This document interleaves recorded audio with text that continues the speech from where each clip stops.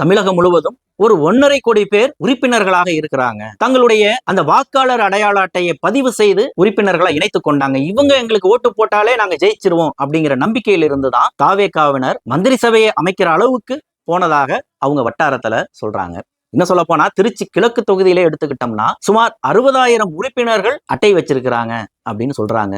அவங்க தாவேகா போட்டு கொடுத்த அட்டையும் நம்ம பார்த்தோம். அட்டை வச்சிருந்த நபர் ஒருத்தரையும் பார்த்தோம். அவருடைய வாக்காளர் அடையாள அட்டை எண் தான் அதுல இடம்பெற்றிருக்கே ஒழிய எந்த இடத்திலையும் அந்த சீரியல் எண் அப்படிங்கிறது இல்லவே இல்லை. அப்போ ஒரு வரிசை எண்ணே இல்லாத ஒரு உறுப்பினர் அட்டையை வச்சுக்கிட்டு எங்ககிட்ட 1.5 கோடி பேர் இருக்கிறாங்க அப்படின்னு அவங்க சொல்றத நாம எப்படி நம்புறது அப்படிங்கிறத விட தலைவர் விஜய் எப்படி நம்பினார் அப்படிங்கிறது தான் ரொம்ப மிகப்பெரிய ஒரு கேள்வியா இருக்கு. போற போக்க பார்த்தா இவங்களை தற்குறின்னு சொல்ற அந்த வார்த்தை கூட ரொம்ப கௌரவமானதா இருக்குது. தமிழ்ல இதை விட இவர்களை சொல்வதற்கு ஒரு நல்ல சொல் இருந்தா அவசியம் அந்த கமெண்ட்ல பதிவு பண்ணுங்க.